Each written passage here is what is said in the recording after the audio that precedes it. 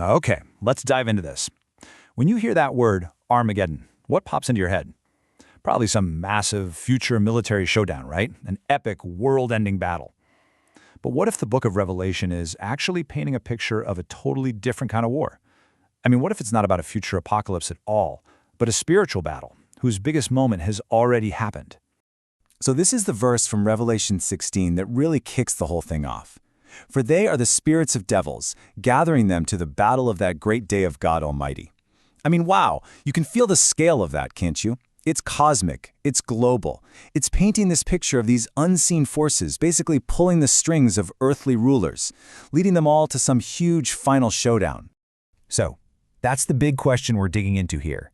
Is Revelation pointing us to some far-off doomsday? Or, as the interpretation we're looking at suggests, is this whole thing a symbolic picture of a spiritual war that's already been won? Let's unpack that mystery. To get a handle on this battle, we've got to know who's actually fighting. Revelation talks about 3 unclean spirits that go out to rally the world's leaders. But this interpretation argues they aren't literal monsters. No, they're powerful, symbolic forces of deception. Let's meet the team. First up on the roster, you've got the dragon. Now, the source material points us right to Revelation 12, which identifies the dragon as the ultimate spiritual source of deception, the one fundamentally resisting God's plan. You can think of it as the spiritual mastermind driving this entire conflict. But, the dragon doesn't work alone. It operates through what's called the beast. And again, we're not talking about some literal monster. This is a symbol for corrupt earthly political power. And for the people reading this back then, this was without a doubt the Roman Empire, a system that demanded your total allegiance and stood in direct opposition to the claims of Christ. This is the government arm of the whole operation. And finally, rounding out this unholy trinity, we have the false prophet. This is the symbol for religion that's just gone completely off the rails, a system that's become all about power and profit and control instead of truth.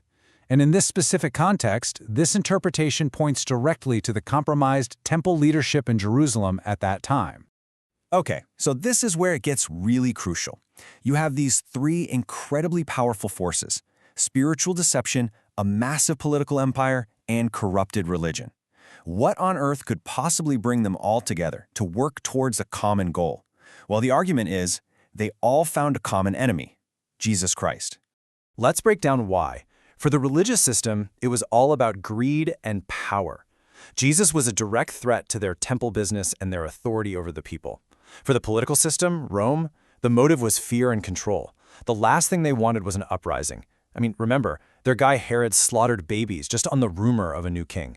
And then, behind it all, you have the dragon's ultimate motive, to blow up God's plan for humanity. It was the absolute perfect storm, a 3-pronged conspiracy. But hold on. What about the word battle itself? This is where the original Greek gives us a huge clue. See, the word used in the text isn't polemos, which is what you'd use for a military war with armies and soldiers. The word is mache, and mache means something more like a struggle, a combat, or even a spiritual fight. So this was never about tanks and armies. It's about a fundamental spiritual struggle. Okay, so let's put all the pieces on the board. The players, the dragon, the beast, and the false prophet. Their conspiracy? It's aimed squarely at Jesus. And the battle? It's a spiritual mache, a struggle. So that leaves one massive question. Where and when was this great day of God Almighty? Well, according to this interpretation, the key is right there in the Gospel of John.